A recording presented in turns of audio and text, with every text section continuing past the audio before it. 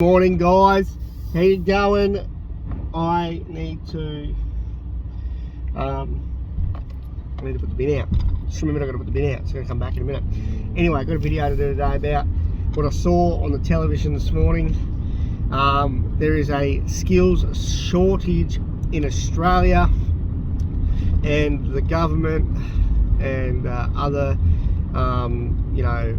workforce people are trying to get retirees back into the workforce. Now, how retarded is that? Now, why have we got a skills shortage? I think it's because of the mandates. Okay, I think that's playing a very big role in it. I think people that don't want to get vaccinated are choosing not to get vaccinated, and therefore are not willing to forego their employment based on their own integrity, which is very which is great, because you shouldn't dismiss your own integrity, your own ethos, when it comes to making decisions about yourself and your body. Okay, I'm very pro-choice. I'm not anti-vax at all.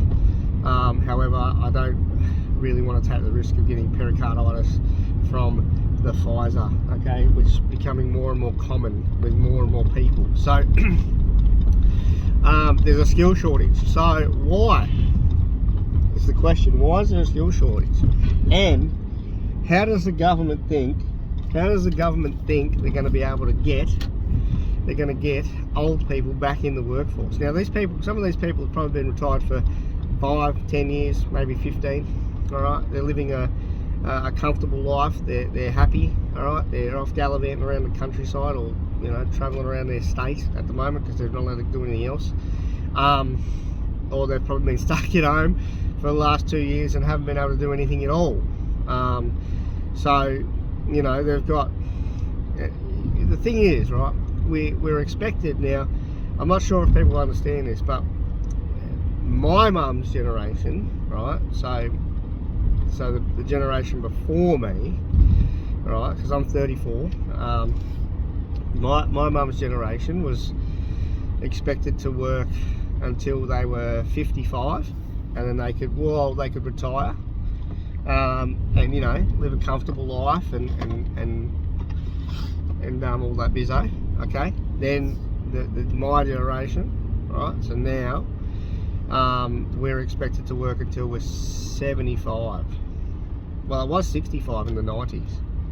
And then, so between my mum's generation and me, that person was indicating to go round the roundabout and went straight through. How retarded is that? So you've got, now I'm pretty sure the retirement age is 75. So you've gone up 20 years for retirement in the last, I don't know, probably 3 decades. All right. So you've gone up 20 years over the last 30 years. I'm going to have to double check that because I think it's pretty close. But now, the median age of life expectancy, okay, is 82 or 84 in this country. All right, 82 or 84. So you've got a good 10 years. All right, if you're on a good wicket, you've got a good 10 years to enjoy your life after working. And most kids start working at the age of 15 and 9 months, because that's when they can get a job and they can start earning some money. So most kids are working from, and that's not full time. I know that, I get that, but that's in the workforce at the age of 15, and the expectation now on those kids is to be retired at 75. Now it might go into 80 in the next 10 years. We don't, if we go off past, Now, there was a time in the 70s and the 80s where one person would work out of their household, and that would buy them a comfortable house, right? It would buy them a nice little house in the burbs. They grow, they could grow old there. They could grow their kids there, like their plants. They could have children. Their children could grow up in the same house for 18 years, 22 years, whatever. The mortgage was paid, the bread and the milk was on the table, and that was it. That was the dream, right?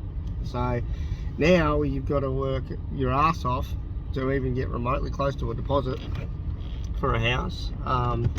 You know, I just saw a house the other day in Maroochydore. I'm pretty sure it's Maroochydore. That got sold for $1.7 million, and it was bought for $29,000 back in the 70s. Crazy. I'm pretty sure it was in the 70s. Yeah, it's crazy, right? So, how are kids and how are people in my generation who have foregone the opportunity to save and buy a house? Because I decided when I moved out that I would go and travel around Australia, you know, move up and down the coast, live in different cities and different states, and experience life and meet various people. I didn't settle down until I was about 26.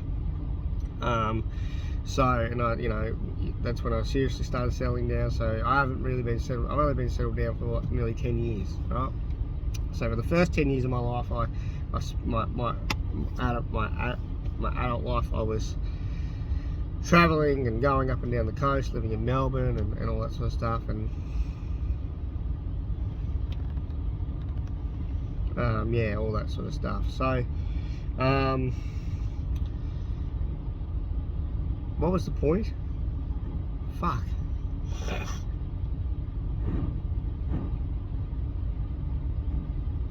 Yeah, retired people. So why would someone who has retired? Now I know we've got a couple of retirees in our family, and I don't think they would be keen on getting back in the workforce anytime soon.